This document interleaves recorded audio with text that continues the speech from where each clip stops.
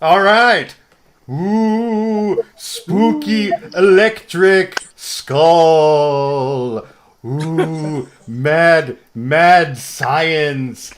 I'm a mad scientist, as you can see by the What? electricity. But why? What does that do?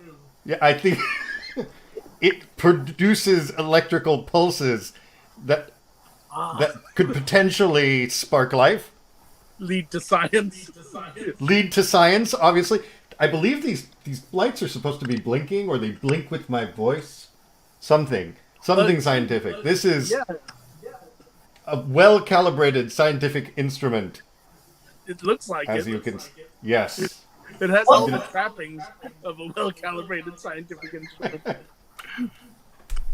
With all of the flash and sizzle of a Christmas ornament. What was the name of that store down in Can I Denver? ask? Can I ask how much your electric plasma skull set you back?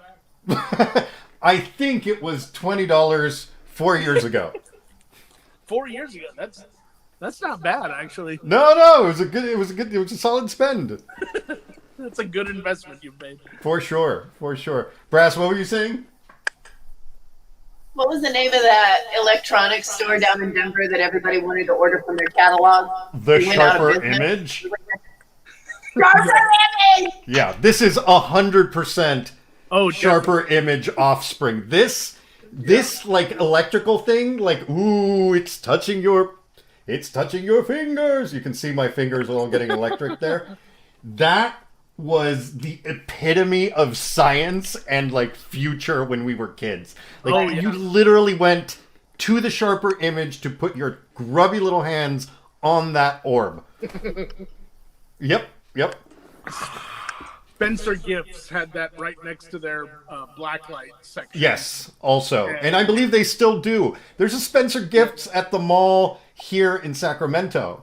And I frequent it because my wife wants to buy things and I don't know if any of it is open anymore. I just remember there was one at least, a year ago. Well, they have a hell of a blacklight section and do. a great naughty Yes. section where And some hilarious keychains. sexual dice Yes. and That was your cat- nickname in high school, wasn't it? huh? That was your nickname in high school? Sexual dice. Yes. I thought it was Spencer's Gift. I was just like, what an odd name in high school. I've known you so long, Mike Black. I think I tried to get sexual dice going, and it was more sexual no dice. Just no dice. Oh man. Ah. Woo. All right. So Oh, we digress, which happily so. Sure, sure. But my goodness, what an incredible like subject we have today. And I think it like there was so much. It's funny because there's a wide variety of content in this, but it's also really really narrow. Like there's like I would say that compared to say vampires and zombies, the man-made monsters, the Frankenstein style like monsters, follow a much stricter and much more like narrow path of storytelling. So much so that I kicked one of my choices off for another one because honorable mention to Critters 2, which was nobly sacrificed for my other choice. Yeah, and I mean, and what I love this story because it's in the same way that vampires are tied to sexiness and that kind of thing. I feel like this is such a cautionary tale. Like there's a lot of finger wagging in a lot of these stories. There's a lot of don't mess with nature. Don't let science overtake. Right? There's and I think there's much to be said about where all of this. Oh my gosh, Garrett from Greeley. From Greeley. Well, she lives in Colorado, but her stuff. She's on fire. Her house. Oh, They've been God. evacuated from the fires in Colorado. Oh, I didn't know that. So hi Garrett, we love you, we miss you, we hope you and your family are okay. Beautiful Yeah. family we see all of there. I think it's the strangest thing seeing such a wholesome family of redheads in this context. So Yeah. And then help! I'm on fire. Right yes. next to it. Yes. Yeah, definitely a weird thing. So I'm Garrett, sorry. hope everything's okay. But And yeah, then all sorry. she's asking is that we record this, not Yeah. for like, Yeah, right? Like Years yeah, to she's find. not worried about her house. I hope my belongings and my entire life are fine. No, record this. We Yeah. got you. Yeah. We got you. yeah. You know who doesn't have you in recording this? Firefighters. They won't record this for you. We No. will. We will. If we have to, we'll reenact it for you later. All right, so back to and yeah, our home state of Brass and Mike and myself is on fire, Yeah. and for us it kind of feels a little bit old hat because our homes, the state we presently live in was recently on fire, and so we're just kind of like, yeah, you know, Yeah. Just hoping no one I know is affected too much. You know, that everyone's safe. You know. yeah. So okay, so back to the man-made monsters. I think the interesting part of all of this is that prior to Mary Shelley's Frankenstein, right? Prior to all of that, there were already stories of man trying to play God and man creating man, right? Right. And so that's my first choice. My first choice is actually 1932 movie, The Golem and how he came to life. And it's here it is, Der Golem, or actually I think Golem mit Paul Wegener. It's a Meisterfilmwerk, which means it's a masterpiece. And I think frequently with these it's a black and white silent film. It's German expressionism. It's one of these things where it was created in Weimar Germany, so that's between World War I and World War II. It has to do with Jews and the Jewish community, and so it is jam packed with a lot of it is loaded. It It is a loaded lot with of things to a lot of people. That film. yeah, exactly. And nonetheless, it's considered one of these masterpieces because it spoke to that kind of Frankenstein vibe that people are in love with. And I do want to mention that the Golem, Der Golem, was not the first like Frankenstein-ish kind of movie. There was Thomas Edison did a Frankenstein as well. Yeah, silent film, and it was actually really creepy looking.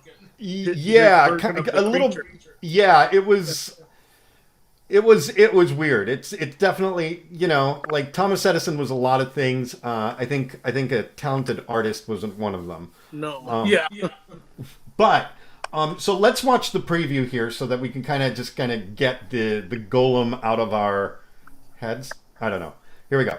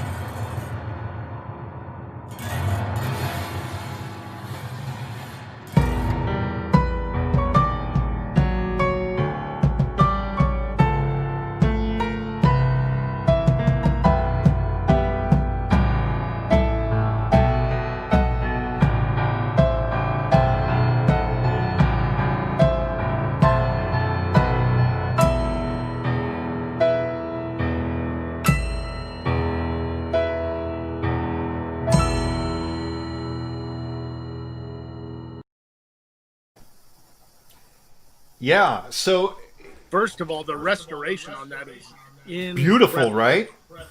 Yeah, it's Wow. gorgeous. It's absolutely gorgeous. I saw it at Um, LACMA about 5 years ago, and it was nothing like that. That looks amazing. yeah, and I do have to say, um, it's so I think one of the important things about like the restoration is gorgeous and it's pretty widely available. At various levels it's available online on basically if it's on a paid platform like Amazon Prime, yeah, then you'll see a good restored version. But you can find it on YouTube. You can find it all over the place. It's pretty widely available. Um, Yeah. and I think with some problematic parts of it, with the Jewish community and how that's portrayed. I think the story overall is it's really well told. The director, this is written by, directed, and starring Paul Wagner, right? So here he is playing the Golem. And I think it captures what I think are some of the most important parts of the man-made monster story. So I think it captures the good the reasoning behind it, right? Like I think good every time intention. somebody creates a creature, it's somewhat justified. There's that justification, right? So in this case, the golem was created to protect the Jewish community from exile or from pogroms or some other indignity that Jewish communities have had to suffer throughout history. And then comes the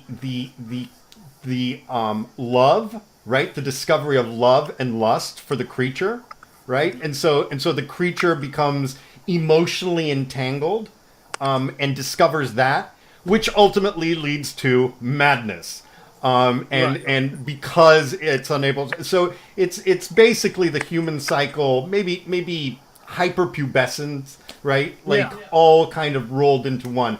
And Well, I it's think that resisting the creator for freedom, essentially, for no longer wanting to be of service, and it's like, oh no, I want to begin my life now. right, you know? right, exactly. Like Yeah. rejection of the creator, I think, is always an important part in these movies. Here you can see the golem kind of start, like he's got that look in his eyes, like he's like, oh, there's more to this world than I thought, right? Right. And then I think another part that I find interesting that kind of cycles over and over and over again, that was part of the Golem, and that's part of Mary Shelley's Frankenstein, and consistently part of all of these stories, is this scene Yeah. here, which is the monster meets the innocent child.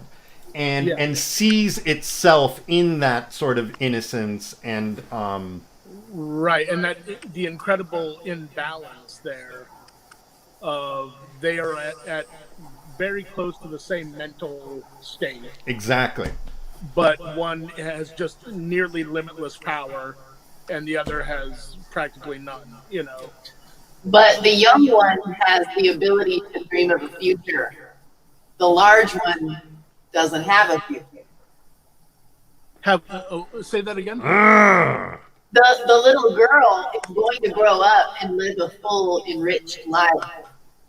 The golem looks down at that. The monster looks down on that as like, I don't get this opportunity. Like, I'm a dead thing. Yeah. Right. And I think that's so it's a life lesson, I think. I mean, probably, possibly. And in my opinion, like the thing that is the it's you don't get to skip steps because if you skip a Right. step, you have an unfinished human. Yeah, Right. So that's exactly it. It heightens and puts an exclamation on just how out of balance this is. precisely you know, unnatural. Yes. Yeah. So anyway, so that was my first choice, and I thought like it's a good intro to kind of this world.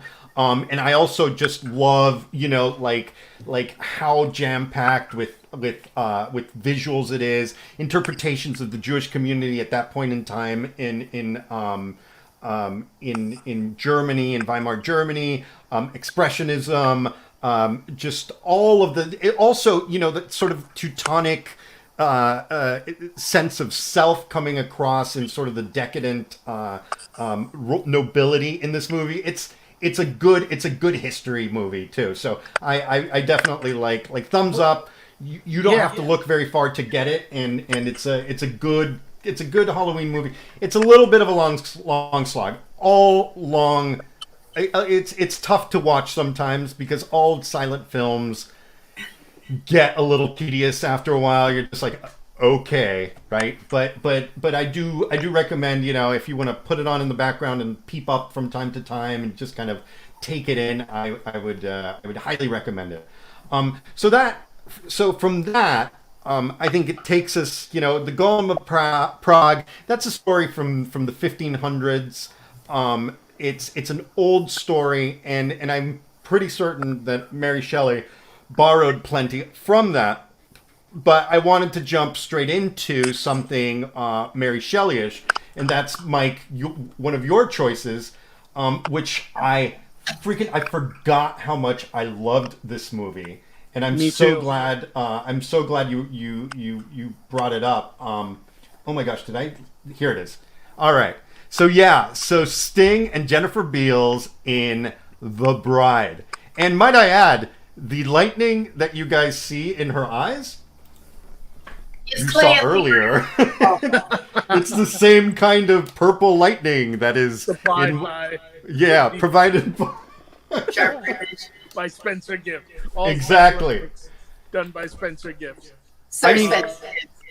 This is a movie from 1985, I think, which tells me that this is, the eyeballs are actually very potentially influenced by the lightning and Spencer's gifts. Yes.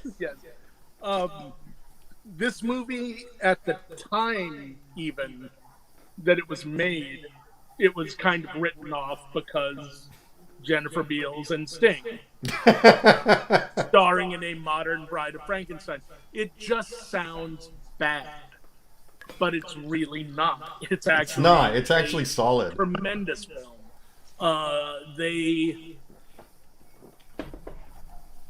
The way you kind of assume that it's going to all be about Sting and Jennifer Beals, and that there'll be music like it'll be kind of a rock opera or something like that. And it's not that at all, and it's very progressive for the 80s. The performances, there are a lot of really good English character actors crop up in it. I forget his name from Time Bandits.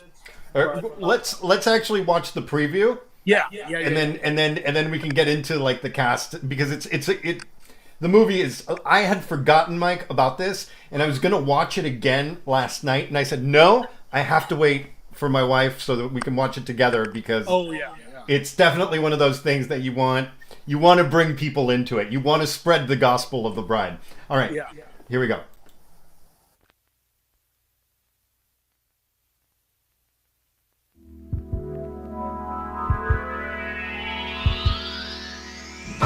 He desired something beyond love. I might make the new woman, Clavell, independent, free, and a fit companion for the genius of Frankenstein. He created something beyond woman. Beautiful. Where did I come from?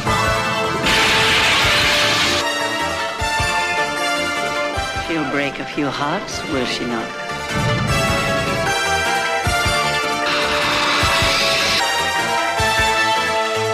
Who is she, Charles? What is she? You must obey me. I will not obey you! You didn't create me! You didn't create me! As a matter of fact, I did. Sting. Jennifer Beals, The Bride.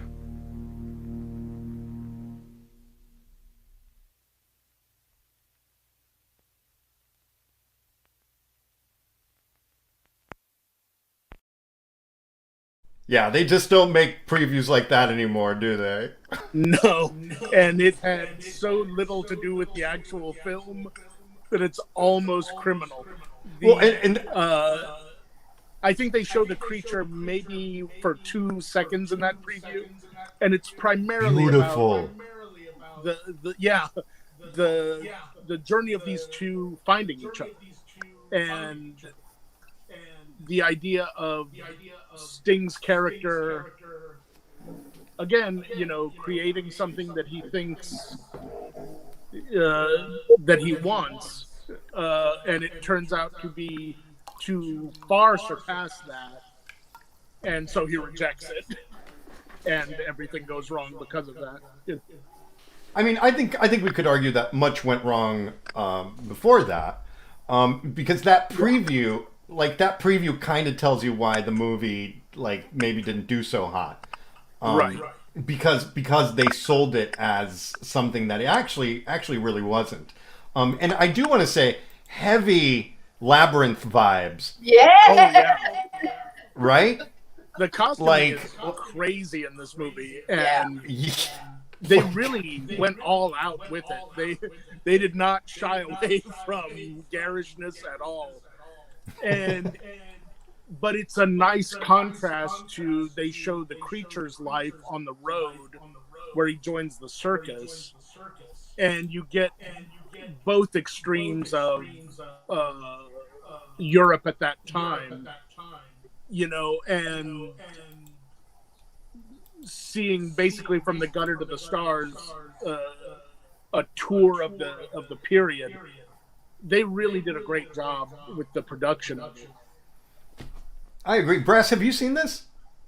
Oh yeah, it was sold to me as a palatable Sting and Jennifer Beal romance, but I remember feeling it was.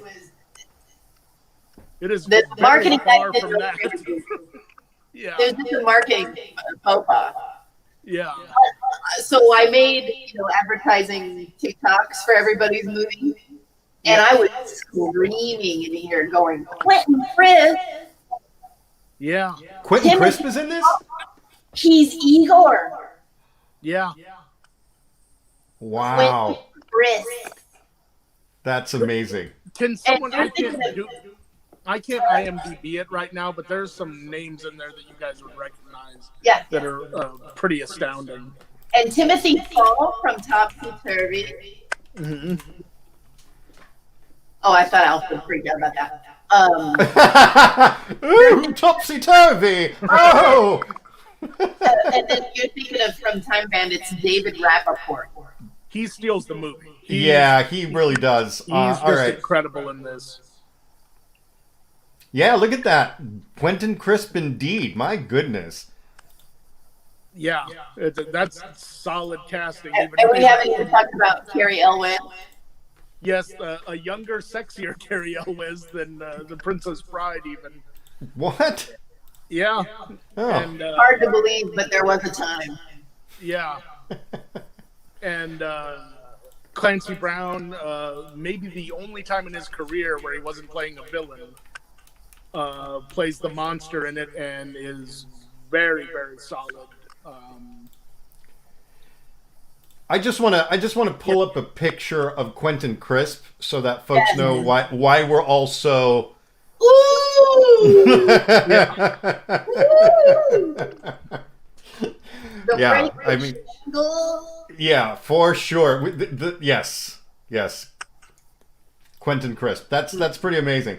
Yeah, it's a good movie. It definitely takes you on a tour. I mean, look, Jennifer Beal is a stunning creature in this movie. I think like the monsters in this are the most. I think this taps into the idea of who is the actual monster. Right. right? Yeah. And it's Dane. But I do think that it taps into two important things in like kind of the broader subject. One is who is the monster, right? And I think in this one it's very obvious that Frankenstein, the doctor, is the monster, and that the monsters are just, you know, kind of these sad, incomplete humans. But I think importantly, it brings up the subject of you can create man, and it brings violence and it brings violence and destruction to the world and death. You create woman, and it brings a completely different kind of catastrophe. And I think that that is within these stories. You get the bride created, and it's almost inevitable at this point that the bride comes to play into a bunch of different tellings of this. So it's surprisingly nimble in how it deals with the idea that you do not have ownership over what you create, but you do have responsibility. And the way they play with that theme throughout the film is really, really strong and really interesting. It's really compelling underneath all the glitter, you know. Right. Under this, yes, it's a pretty compelling movie. Yeah. All right, so awesome choice, Mike, and I wanted to kind of pull us back then into the continue on the Mary Shelley like line, and talk about a personal favorite of mine. And it's a favorite of mine because it's also a favorite of the directors. And I'm talking about Frankenweenie. Oh. I mean, okay, so let's Me last night. I don't know why I did this to myself. I did not hardly sleep. I was so fucking sad. It's so the two things. This we're going to talk about the 1984 live action version. Because it's more of a deep cut than the animated version, but the animated version is fantastic. And if you like one, you should watch the other. That's what I'm going to say about that. It's a short film. It's only 30 minutes long. Also can be found all over the place. Easy to find. You don't have to have Disney Plus. You don't have to have anything. And there isn't actually like a preview of it, because it's a short and it was released as a short in between. So we're gonna watch the official Disney video preview of it, but it's really just a scene. And I think man, I'm just getting goosebumps thinking about it because I love the original Frankenstein, and so did Tim Burton. And so, okay, so let's watch the preview, and then we can get into Frankenweenie because it's such a good movie.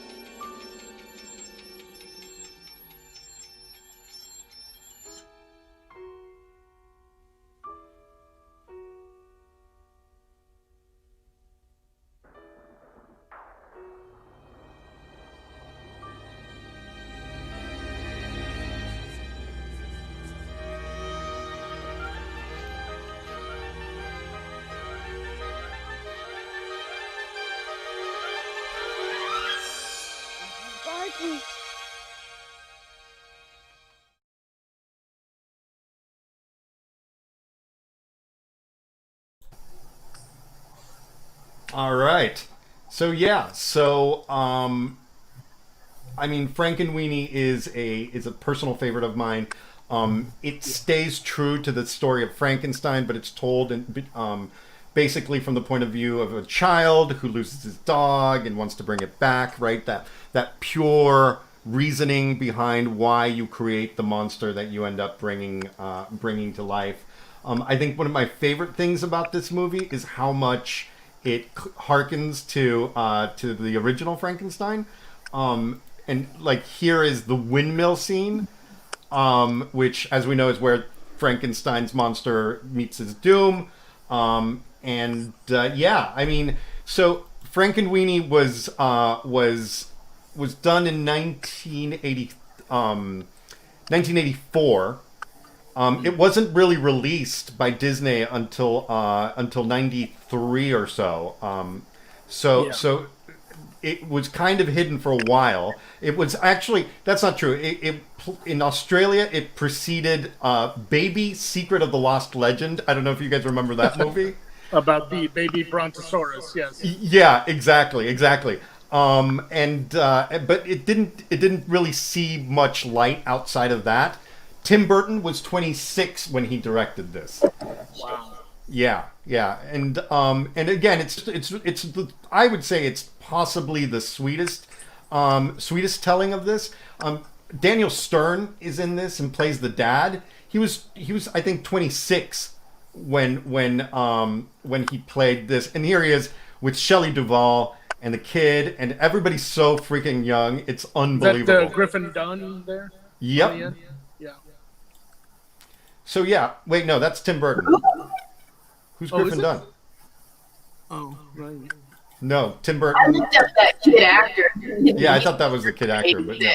Yeah. He's the kid from Neverending Story that reads the book. Oh, is he? Mm-hmm. Huh.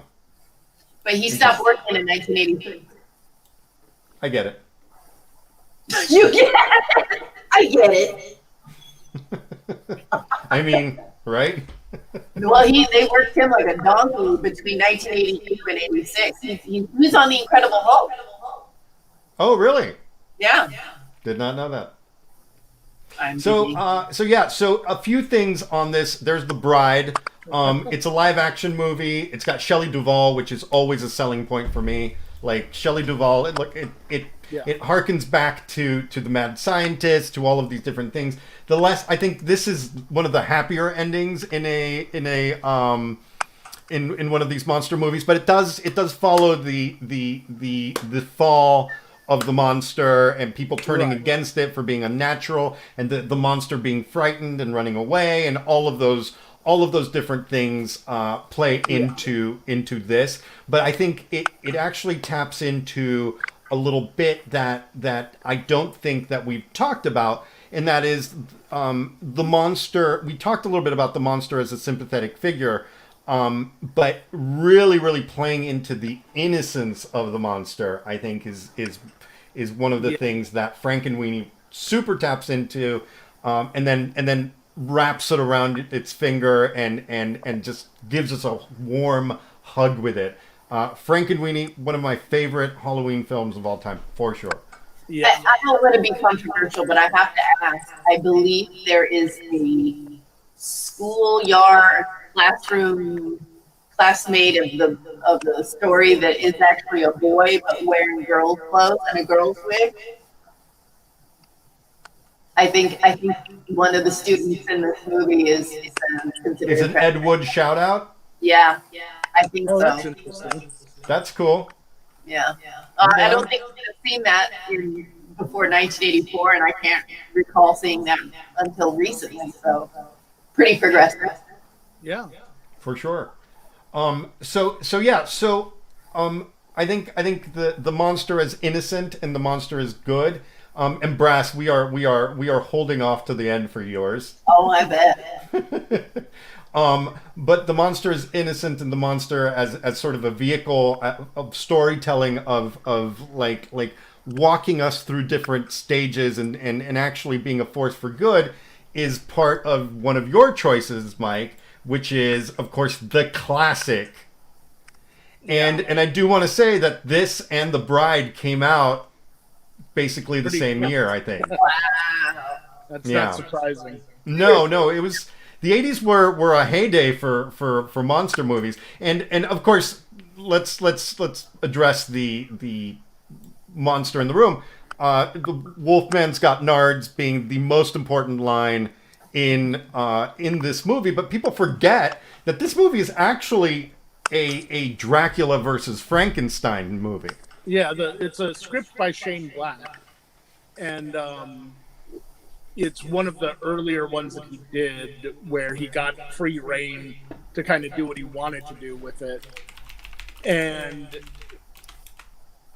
the idea of Frankenstein, when it really is the nature versus nurture sort of argument, when he's surrounded by people that get him, these kids that are obsessed with horror movies, he becomes a force for good, and it's Tom Noonan, amazing character actor, plays the part, and he's just so good in it. And according to the cast, he was in character the entire time. He never broke character even at lunch, and so that makes it just a little bit more fun to watch. All right, well let's watch the preview here so that we can get like a taste of this. And I do like the idea of Frankenstein as part of this pantheon of monsters, but not truly being a part of them. So let's You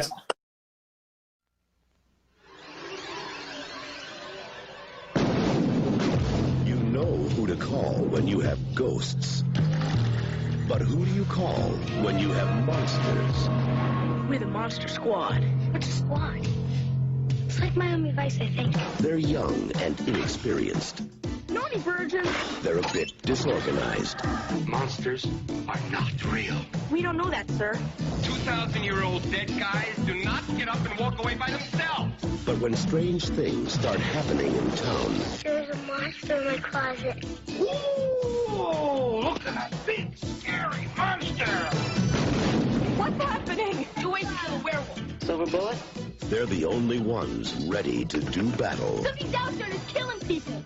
And if it's monsters, nobody's gonna do a thing about it but us. Soon the creatures of the night shall rule the world.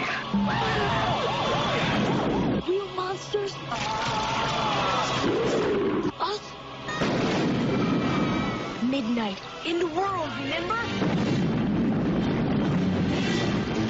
Maybe we can be like Mass Squad and Stitch, two mass bombs. We got 1035, sit back up, hurry up! Or Nature Squad. The book was right. Don't you see it's all true? By midnight, You guys! they won't seem so young anymore.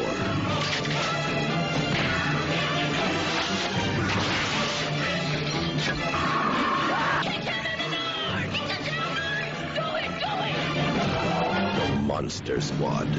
Wolfman's gone mad.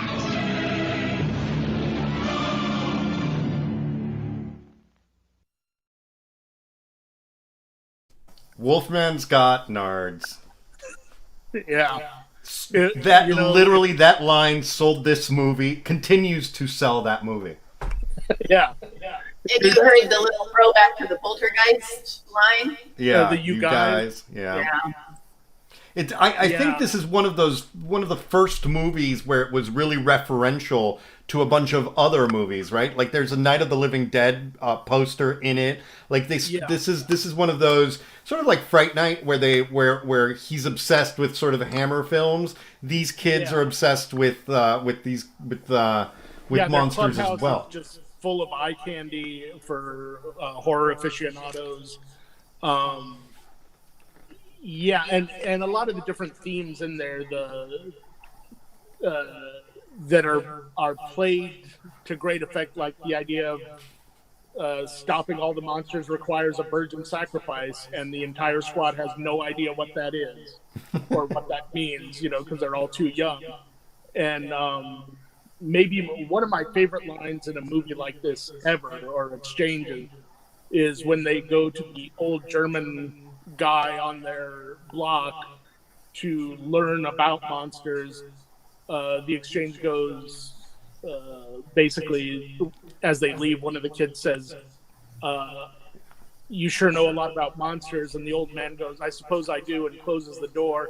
And as he does, you see his concentration camp tattoo. Right. And they just really did a lot of interesting stuff with the lore of each of the characters. And also, all of the monsters were kept true to themselves. When the Wolfman dies and turns back into a man, the last thing he says is "thank you." Right. Most of them are basically servants of Dracula that have been misguided in some form or another. Obviously Frankenstein's monster very much so, but the creature has no motivations. The creature from the Black Lagoon, Right. It's a creature. The mummy, who knows what he's Emotep. One of the best reveals in horror. That closet. Oh, the closet? Oh, yeah. yeah. Ooh, scary monster. Classic. And also the monsters themselves were done incredibly well. This is not a Universal movie, but they took the Universal stable of monsters and did them so traditionally, but updated them in such a cool way. Like that, I wish they would do an update of Creature from the Black Lagoon that looked that good, because that thing looked amazing. I mean, I feel like generations have been clamoring for the quintessential Dracula, the quintessential Frankenstein, the quintessential mummy, without all of the bullshit, because so many of them have so much bullshit around them, and you just want a straight up really good telling of the story, right? And I think this practical effects versions of those characters. Yes. Where they were on set. It wasn't, okay, kids, all of you imagine Dracula. He was there on set, and they all got to see exactly what he looked like. I gotta tell you that Stan Winston's makeup. Yeah. Stan Winston. Yep. And I mean, and that's the thing about this movie, is that this movie you're exactly right? We've clamored so much for the Universal monsters, that Universal tried to put it together in that Dark Universe failure. Right. And Breast, did you not hear about this? Too hard. Did you not hear about the Dark Universe? I don't think so. Okay, remember The Mummy with Tom Cruise? Yeah. Well, I know it was made. I didn't watch it. Okay, that was supposed to be the jumping off point. No. Kind of like Iron Man of a whole thing. Oh. Yeah. And they signed on a bunch of people to do it, and they were like, after it came out, they were like, well, just never mind. Oh, that's an embarrassment. Yeah, we're not. I mean, it's a big deal. And that's the thing. How long will that set back? Because look at this. My gosh, the emotions behind seeing all of these monsters together. You're just yeah. And who knows if we will ever see Universal really tap into what made them. I mean, really made them a studio. I love all of them. I mean. The Invisible Man with Claude Rains is excellent. Oh, it's so good. Claude Rains is such a good actor anyway.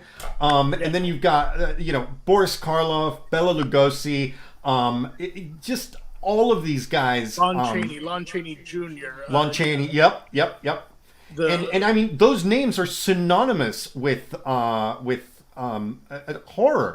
And I mean, those guys going back to Phantom of the Opera, the original Phantom of the Opera, their legacy is so strong and so powerful. And, there's a reason they're still iconic today, that you can go to any city and see graffiti of these different characters. you know, and also credit to the filmmakers here and to Stan Winston for not overdoing it with Dracula and just making him Dracula. This Dracula. Yeah, and just period. Trusting that's period. And that's the thing, trusting the source material, right? Like just like go with it. Go with it. Don't try to for it. Don't over, just go with it, right? Yeah. And so Monster Squad, a lot of the same themes with Frankenstein, right? The little girl. This Goodbye by Frankenstein, very touching, right? Yeah. The creature cannot, like, ultimately I think it's one of those things that we all know, and that you know watching the movies, is that the creature cannot stay. Right. It is not for this world. So Frankenstein goes off into his thing. And the moment after with Van Helsing giving them a thumbs up as he drags Dracula into hell. Yeah. That's a great ending.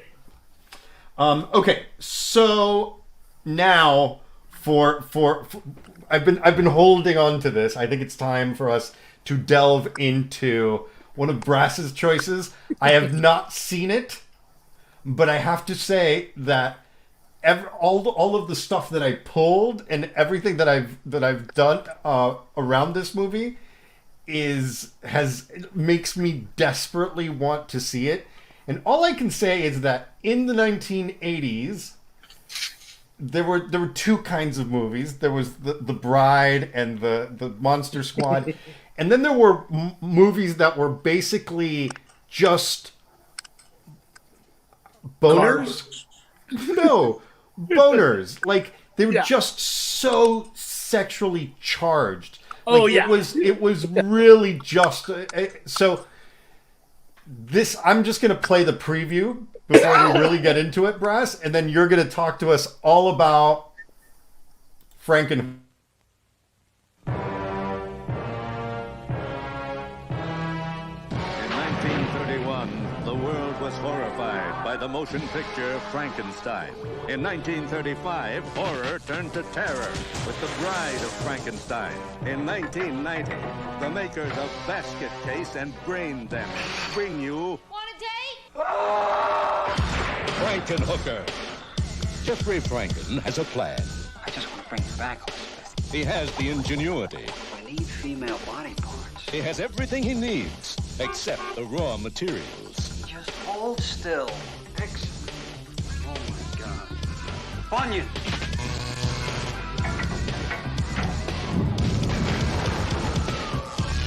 Wow! Jeffrey's creation is alive. Looking for some action? Oh, yeah. She's sexy. Want a date? You going out? I'm on my way home, but thanks anyway. And she's sutured to please. Listen, I'm looking for a very tall, attractive woman. She's purple. She's got fresh scars on her. She's in the bar! Now, a motion picture like no other. A tender story of love and romance. Want a date? A gripping tale of lust and revenge. Frankenhooker. Incredible. Some assembly may be required.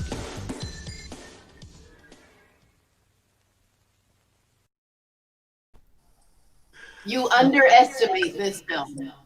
Oh, yeah? All right.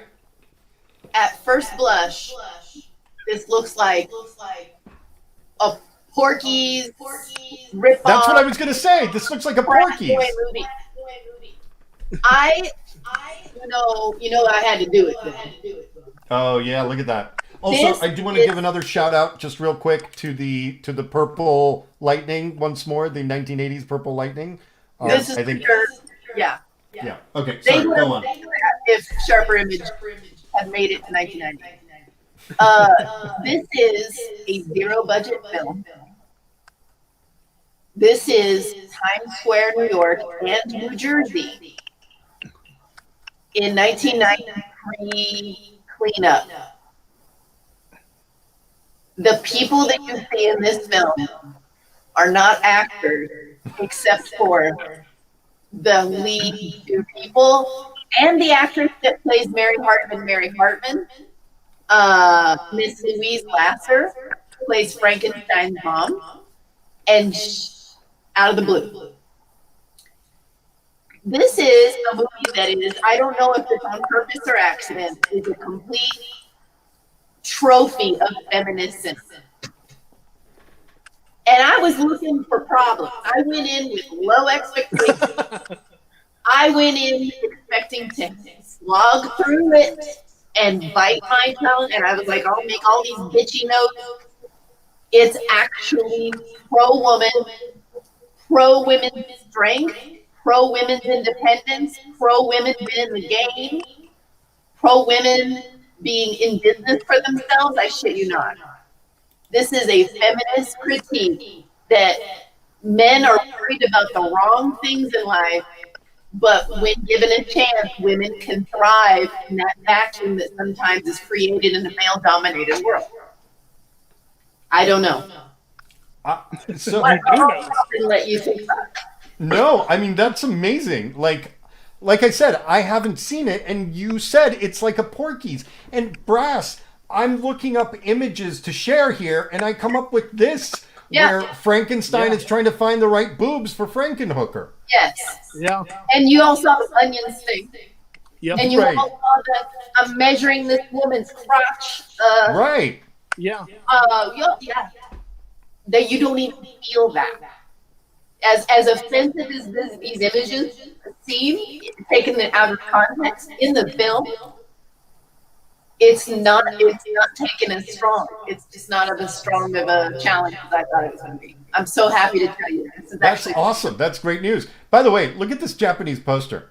Hot. She's hot, she's sexy, and she's sutured to please.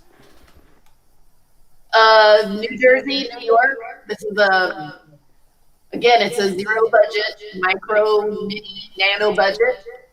Pimps, transvestites, and actual literal professional prostitutes make this film the Waiting for Guffman experience we all hoped it would do. Actual prostitutes? Literal working women who got their SAG card for saying something in this film. Wow. The other crew were so mad about that all the women got SAG. Professional prostitutes pulled from Times Square circa 1990. That's amazing. That was probably the end of that era of when New York was allowed to be a character in movies that took place in New York. I'm gonna blow your mind. Tribeca. Wow. The visual that you think of when you hear Tribeca right now, the grossest, most putrid part of this film, that is most visually challenging, was shot in Tribeca. That's how old it is. I mean, I don't know what to say. I don't know what to say, Brass. Like you've won me over. I will be watching Frankenhooker. There's plenty of soft visual jokes. There's thinking man jokes. There's wordplay. There's puns. There's over the top, like almost pantomime style wow moment. It's adorable together. You can take it in one shot. No chasers. How long is the movie? I think an hour and a half. Okay. 90 minutes, the magic timing. Yeah, there are movies that have a great title, and they either live up to it or they just fall completely flat. And I remember seeing this in college and fucking loving it. And it was just so different from all the shit that you were expecting. Whatever you're expecting going into it, you're not getting. You're getting something else. Well, that's amazing. It's really now great. I'm super excited to see it. I have not gotten around to see it. A few questions. When it comes to the themes of The Bride, do we have any of those themes? Well, I don't know that I can answer that. It doesn't seem to line up to me right now on surface level. I don't see any similar things, but only that.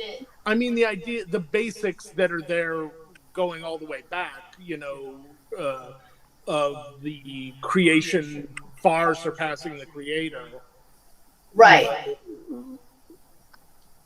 There's a twist at the very, very end of the film. Will lend itself a little more to the power, the surpassing power of the bride. Right, yeah. Thematically in movies. That I'm so good I have to leave you behind kind of vibe. Got it. Yeah. Okay. So it's not all this. No, I know. I don't know what to say. It looks like, glazed donuts on a tray. I'm embarrassed. But the special effects people were in on the show. But you look at that, and even just that image makes a pretty compelling statement. Mm-hmm. Okay, so what the hell is this? Oh, okay. This is 8 years after The Thing. 1982's The Thing with Kurt Russell. They kind of borrowed some of that special effects makeup imagery for this scene, and this is actually a statement on crack cocaine epidemic in New York. I'm not ruining nothing for you. Okay, all right, sold. Frankenhooker. Okay, so let's so that takes us like out of the world of like, the doctors creating these things, and then we get into the world of like accidental monster creation, which really like that. Basically, we start from the Golem, which is like a magical religious ceremony. Then we get led into science, then science by accident. And then that leads us to kaiju, to the Godzilla, where it's a mutated chicken. But somewhere in between all of that lies your other choice, Brassy, and that is this classic, Alan Moore.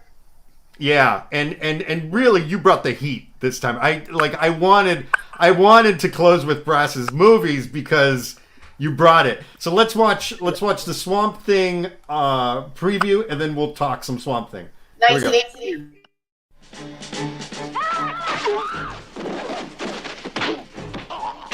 Government agents, scientists, soldiers, master criminals, secret formulas,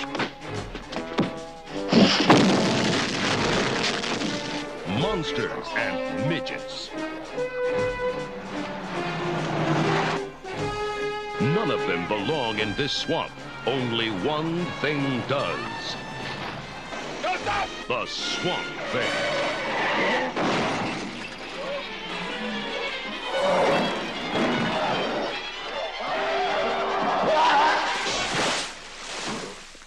Uh-huh. Here comes trouble. The Swamp Thing. There goes the neighborhood.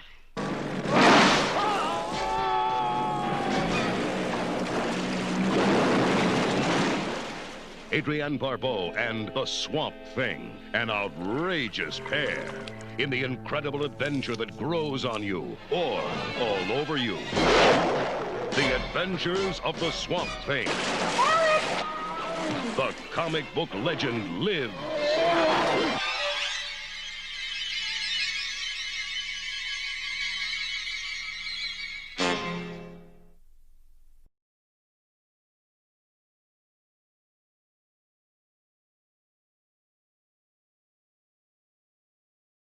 Who says DC doesn't make good movies?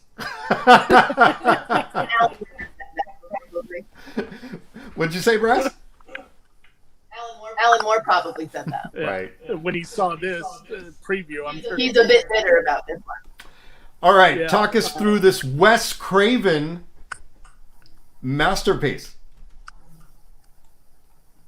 Wes Craven picks up an Alan Moore comic book, and turns a pretty B-level special effects budgeted movie into a story of like black magic and white magic at war, and nature is their battleground.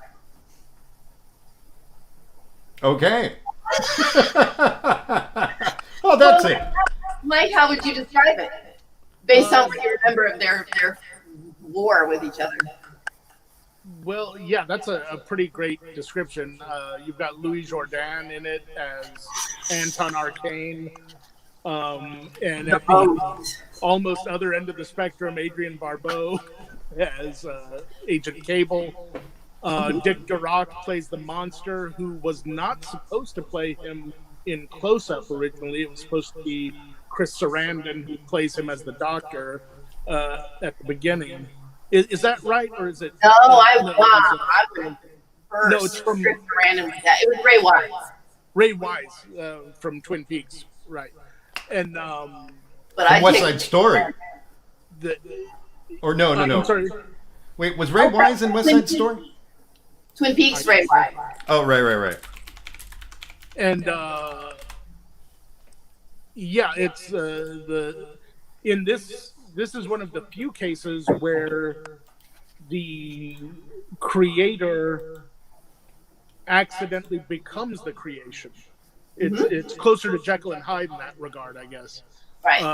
But he's trying to cure hunger. He invents a type of vegetation that will grow on metal, basically, so it can grow anywhere.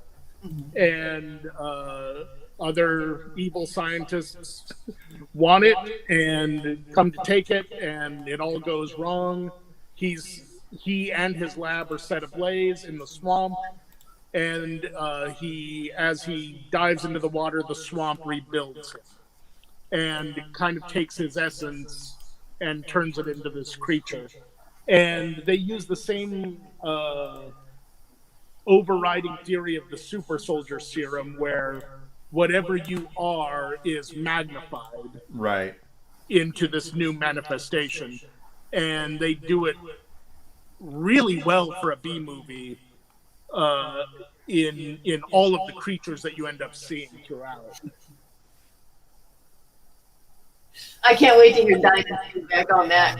She had some thoughts about the Louis Jourdan monster. She didn't know what she was looking at. Shout out to that. Yeah, that thing is gnarly. And he wield a sword, which I think I had to pause the movie and just laugh it out. I did find it odd that Louis Jourdan's evil manifestation was basically a giant warthog man. Yeah, so let's. And that even roll the tape.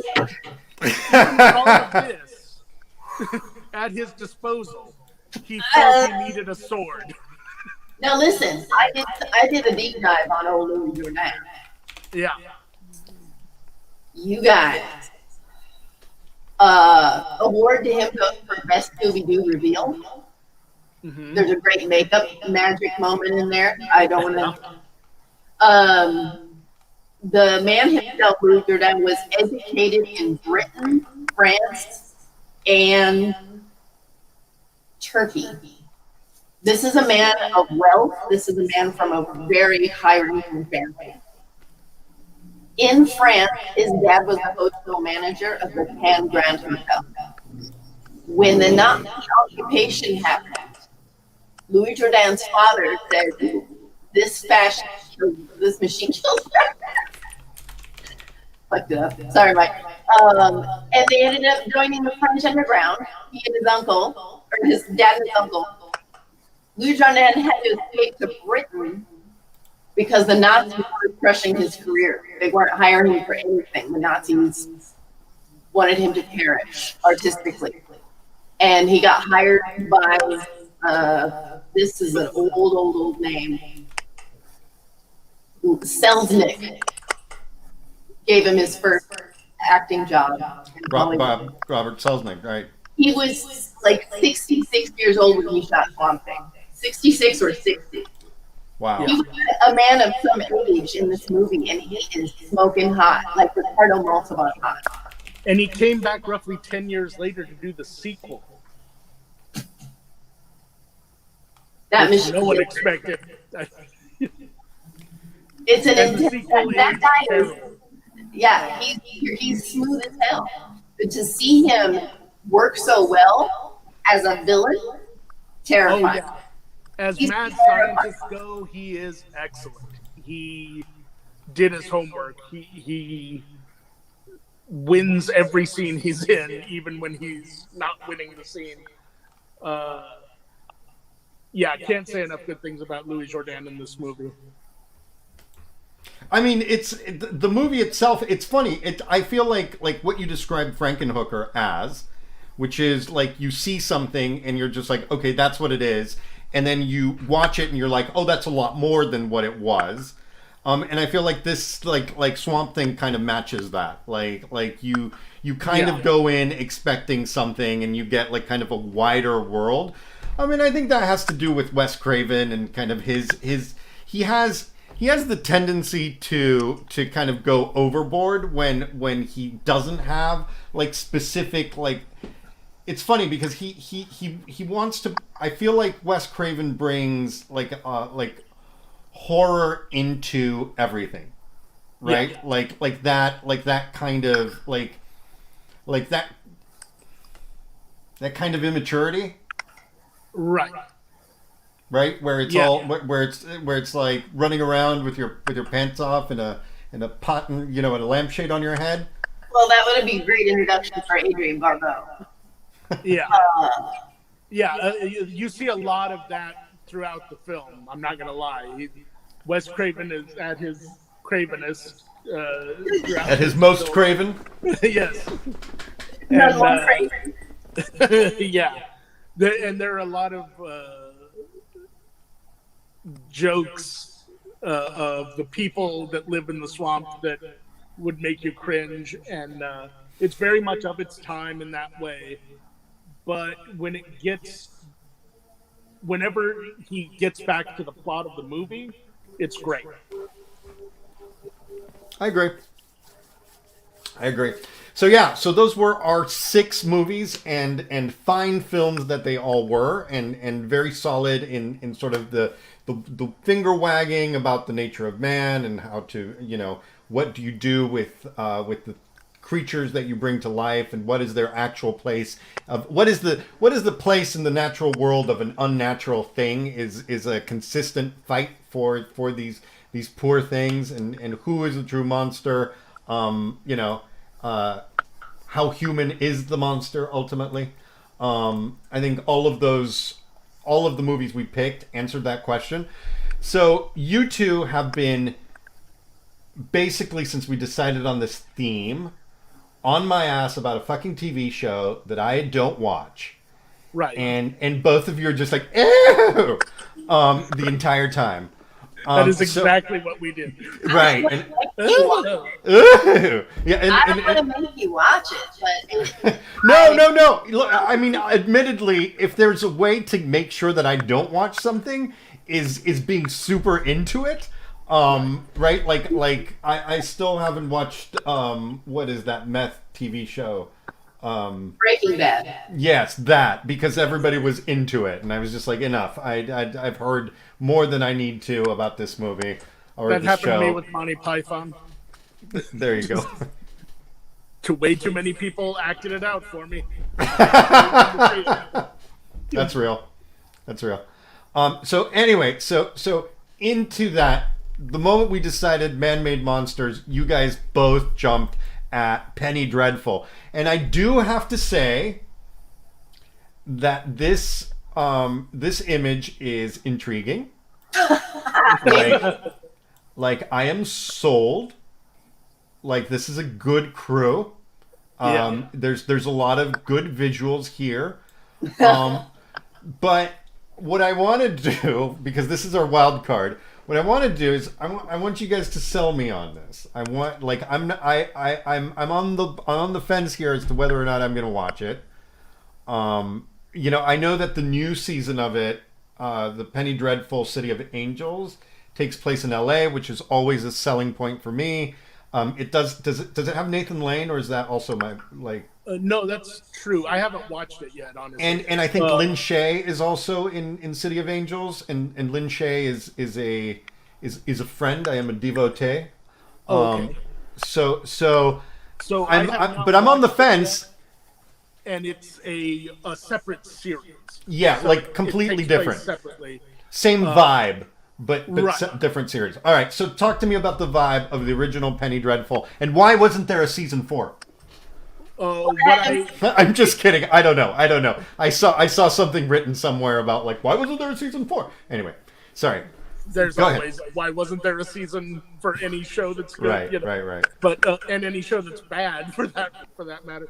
But I can start by saying it accomplished what Universal was trying to do with Dark World. That's probably the best way to describe it. Go on. You liked League of Extraordinary Gentlemen? Yes, in concept. The books, not the... Yes, the books. Yes. Not the film, yeah. There's a lot of that. Only with monsters and with science fiction and horror characters around that time period. And they do some stuff that you expect, and some stuff it veers completely away from what you were expecting it to be. And even as much as I love the original versions, like we just talked about, I would love a definitive Universal Monsters thing to happen. This is very much telling its own story.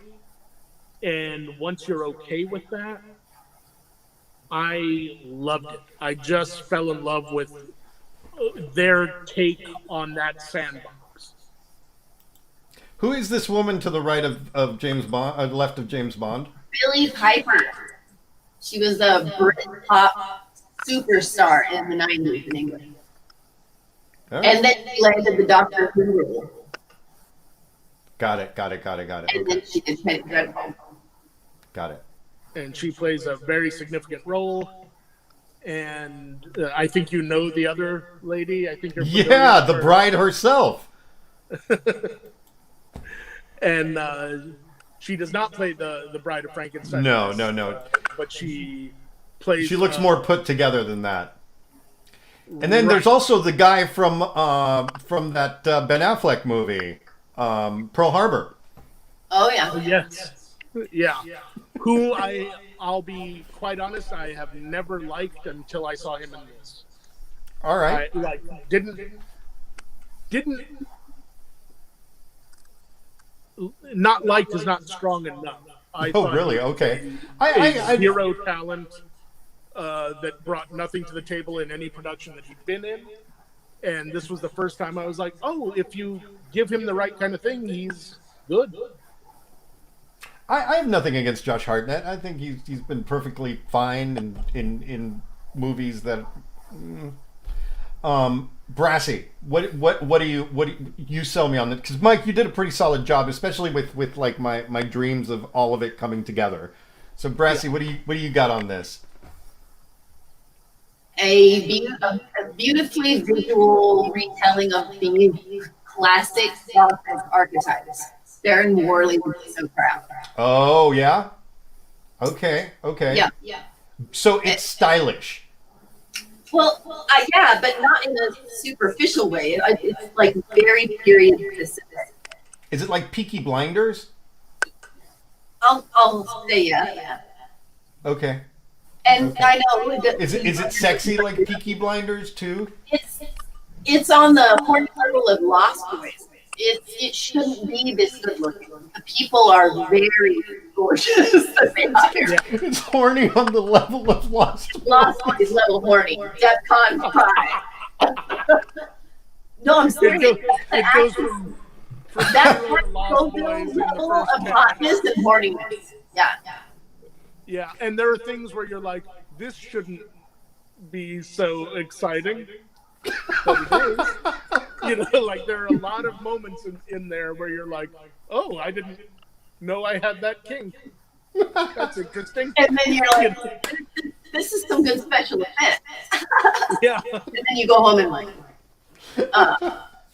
but all right. Fair dues to the actors. Yeah, and I mean, the guy from The Beautician and the Beast is right there. well, yes.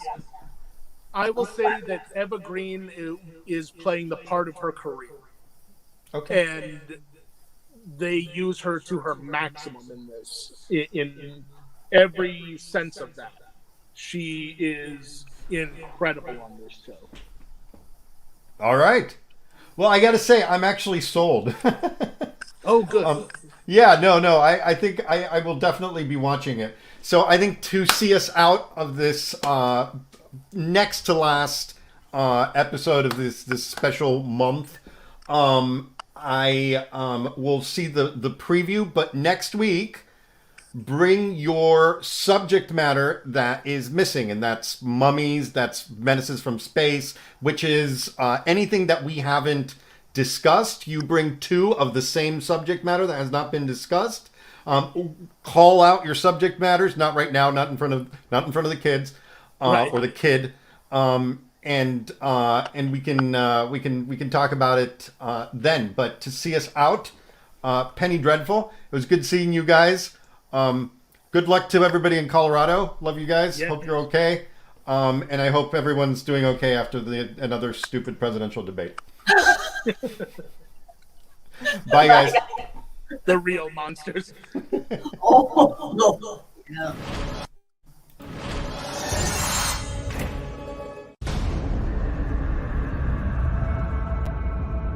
Do you believe there is a demi-monde? A half-world between what we know and what we fear.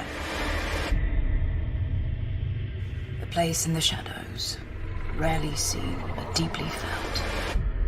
Where some unfortunate souls are cursed to live always. That sounds like a warning. It's an invitation.